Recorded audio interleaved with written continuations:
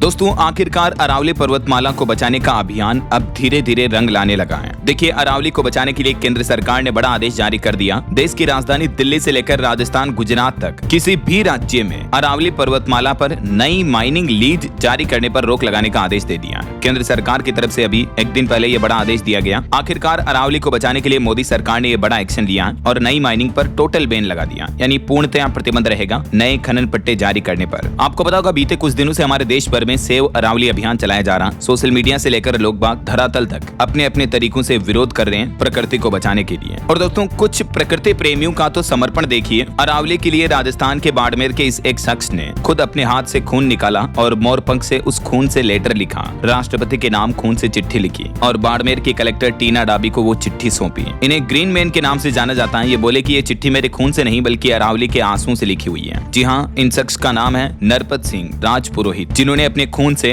राष्ट्रपति के नाम ये ज्ञापन लिखा और बाड़मेर के कलेक्टर को सौंपा। इसके अलावा अरावली बचाओ जैसे स्लोगन भी लिखे। तो देख रहे हो, मतलब लोगों का जुनून, समर्पण प्रकृति के प्रति, अरावली के प्रति प्रेम कितना प्रगाढ़ है। ये कुछ और तस्वीरें देखिए। राजस्थान, जयपुर समेत कई जिलों में सड़कों पर उतरे जेएनजी युवा। बोले कि अरावली को अगर नुकसान पहुंचा तो साफ हवा में सांस लेना भी मुश्किल होगा। अभी देश की राजधानी दिल्ली में तो हालात कैसे चल रहे हैं आपको पता होगा। तो यही पोल्यूशन, यही प्रदूषण राजस्थान समेत देश के कई राज्यों में देखने को मिलेगा अगर अरावली पर नई माइनिंग होती है तो। देखिए, एएमयू यूनिवर्सिटी के वैज्ञानिकों ने भी चेतावनी जारी की। कहा कि अरावली पर अगर संकट आया तो रेतीली हवाएं पश्चिमी उत्तर प्रदेश की ओर भी रुख करेगी। तो दोस्तों, न सिर्फ अरावली पर खनन की वजह से राजस्थान राज्य को नुकसान पहुंचेगा बल्कि देश भर के कई राज्यों में यह भारी नुकसान देखने को मिलेगा। राजधानी दिल्ली समेत उत्तर भारत, उत्तराखंड और हिमाचल तक के पहाड़ बर्बाद हो जाएंगे क्योंकि रेगिस्तान का विस्तार होगा। इन इलाकों में तापमान में बढ़ोतरी होगी जिससे यहाँ जैव विविधता, बायोडाइवर्सिटी के साथ पूरा पारिस्थितिकी तंत्र ही बर्बाद हो जाएगा। क्योंकि एक्चुअली राजस्थान में तो बहुत ज्यादा जिलों से ये अरावली की पहाड़ियां गुजरती हैं, तो राजस्थान पर तो सबसे ज्यादा गंभीर असर दिखेगा ही। ये मानचित्र में आप देख सकते हैं, राजस्थान के लगभग बीचों बीच 15 जिलों से ये अरावली की पहाड़ियां गुजरती हैं। तो पूरा राजस्थान तो थार का मरुस्थल रेगिस्तान की तरह रेतीला बन जाएगा अगर अरावली को तोड़ा जाता तो। और न सिर्फ अरावली की संकट की जद में ये देश के महज 4 राज्य हैं, बल्कि दोस्तों हिमालय जैसी पहाड़ियों पर भी बड़ा खतरा मंडरा जाएगा अरावली के नुकसान की वजह से। तो आखिरकार भारत की सबसे पुरानी पर्वतमाला अरावली को लेकर जो सेव अरावली मूवमेंट चल रहा है उसका असर देखने को मिला। केंद्र सरकार ने बड़ा आदेश जारी करते हुए कहा कि अरावली में नई खानों पर अब रोक लगा दी गई है और जो पुरानी खानें चल रही हैं उन पर भी सख्ती बढ़ाई जाएगी। उनको भी पर्यावरण के नियमों के अकॉर्डिंग लागू किया जाएगा। केंद्र सरकार ने सभी राज्यों को निर्देश दिया है। देखिए, अरावली पर अभी मौजूदा समय में जो खनन हो रहा है ना दोस्तों, उससे भी इतना नुकसान हुआ है कि अवैध खनन की वजह से पाताल में चला गया अरावली क्षेत्र का जल स्तर भी है। 1990 के समय अरावली के यहाँ आसपास 15 मीटर पर ही नीचे जमीन के नीचे पानी मिल जाता था, लेकिन अब अरावली पर्वतमाला पर भूमिगत जल स्तर का नामो निशान भी नहीं है। इसके पीछे वजह यह है कि अरावली क्षेत्र में बने प्राकृतिक तालाबों में भी सालों भर तक पानी नहीं रहता, जिससे वन्य जीव भी रिहायशी इलाकों में पहुंच जाते हैं। तो पर्यावरणविदों का मानना है कि वर्षा के पानी का संरक्षण किया जा सकता है जिससे जल स्तर बढ़ाया जा सकता है, लेकिन अरावली पर अगर माइनिंग बढ़ी तो ये जल स्तर और भी ज्यादा गिर जाएगा। और दोस्तों, अरावली की